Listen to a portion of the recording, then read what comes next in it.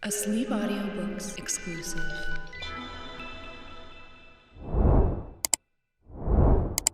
Chapter 3. How Dorothy Saved the Scarecrow. When Dorothy was left alone, she began to feel hungry. So she went to the cupboard and cut herself some bread, which she spread with butter. She gave some to Toto, and taking a pail from the shelf, she carried it to the little brook and filled it with clear, sparkling water. Toto ran over to the trees and began to bark at the birds sitting there. Dorothy went to get him, and saw such delicious fruit hanging from the branches that she gathered some of it, finding it just what she wanted to help out her breakfast. Then she went back to the house, and having helped herself and Toto to a good drink of the cool, clear water, she set about making ready for the journey to the City of Emeralds. Dorothy had only one other dress, but that happened to be clean and was hanging on a peg beside her bed. It was gingham with checks of white and blue, and all the blue was somewhat faded with many washings. It was still a pretty frock. The girl washed herself carefully, dressed herself in the clean gingham, and tied her pink sunbonnet on her head. She took a little basket and filled it with bread from the cupboard, laying a white cloth over the top. Then she looked down at her feet and noticed how old and worn her shoes were. "They surely will never do for a long journey, Toto," she said, and Toto looked up in her face with his little black eyes and wagged his tail to show he knew what she meant. At that moment Dorothy saw lying on the table the silver shoes that had belonged to the Witch of the East. "I wonder if they will fit me," she said to Toto. They would be just the thing to take a long walk in, or they could not wear out. She took off her old leather shoes and tried on the silver ones, which fitted her as well as if they had been made for her. Finally, she picked up her basket. "Come along, Toto," she said. "We will go to the Emerald City and ask the Great Oz how to get back to Kansas again." She closed the door, locked it, and put the key carefully in the pocket of her dress. And so, with Toto trotting along soberly behind her, she started on her journey. There were several roads nearby, but it did not take her long to find the one paved with yellow bricks. Within a short time, she was walking briskly towards the Emerald City, her silver shoes twinkling merrily on the hard, yellow roadbed. The sun shone bright and the birds sang sweetly, and Dorothy did not feel so nearly bad as you might think a little girl would, who had been suddenly whisked away from her own country and set down in the midst of a strange land. She was surprised as she walked along to see how pretty the country was about her. There were neat fences on the sides of the road, painted a dainty blue color, and beyond them were fields of grain and vegetables in abundance. Evidently the Munchkins were good farmers, and able to raise large crops. Once in a while she would pass a home, and the people came out to look at her and bow low as she went by. For everyone knew she had been the means of destroying the wicked witch and setting them free from bondage. The houses of the Munchkins were odd-looking dwellings, for each was round with a big dome for a roof. All were painted blue, for in this country of the East, blue was the favorite color. Toward evening, when Dorothy was tired with her long walk and began to wonder where she should pass the night, she came to a house rather larger than the rest. On the green lawn before it many men and women were dancing. 5 little fiddlers played as loudly as possible, and the people were laughing and singing, while a big table nearby was loaded with delicious fruits and nuts, pies and cakes, and many other good things to eat. The people greeted Dorothy kindly and invited her to supper and to pass the night with them, for this was the home of one of the richest Munchkins in the land, and his friends were gathered with him to celebrate their freedom from the bondage of the wicked witch. Dorothy ate a hearty supper and was waited upon by the rich Munchkin himself, whose name was Bach. Then she sat upon a settee and watched the people dance.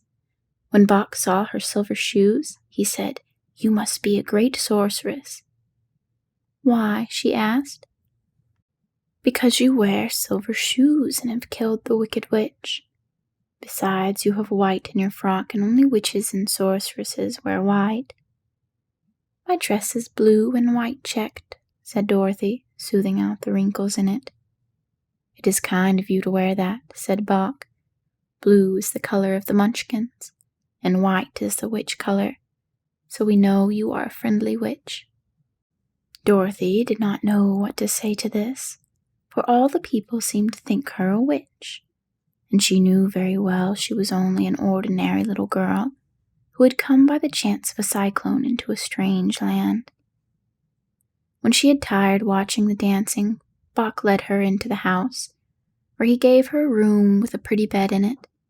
The sheets were made of blue cloth, and Dorothy slept soundly in them till morning, with Toto curled up on the blue rug beside her. She ate a hearty breakfast and watched a wee Munchkin baby, who played with Toto and pulled his tail and crowed and laughed in a way that greatly amused Dorothy. Toto was a fine curiosity to all the people, for they had never seen a dog before. "How far is it to Emerald City?" the girl asked. "I do not know," answered Bock gravely, "for I have never been there. It is better for people to keep away from Oz unless they have business with him. But it is a long way to the Emerald City, and it will take you many days. The country here is rich and pleasant, but you must pass through rough and dangerous places before you reach the end of your journey." This worried Dorothy a little, but she knew that only the great Oz could help her get back to Kansas again, so she bravely resolved not to turn back. She bade her friends goodbye and again started along the road of yellow brick. When she had gone several miles, she thought she could stop and rest, and so climbed to the top of a fence beside the road and sat down. There was a great cornfield beyond the fence, and not far away she saw a scarecrow, placed high on a pole to keep the birds from the ripe corn. Dorothy leaned her chin upon her hand and gazed thoughtfully at the scarecrow. Its head was a small sack stuffed with straw, with eyes, nose, and a mouth painted on it to represent a face. An old pointed blue hat that had belonged to some Munchkin was perched on his head, and the rest of the figure was a blue suit of clothes, worn and faded, which had also been stuffed with straw. On the feet were some old boots with blue tops, such as every man wore in this country, and the figure was raised above the stalks of corn by means of the pole stuck up its back.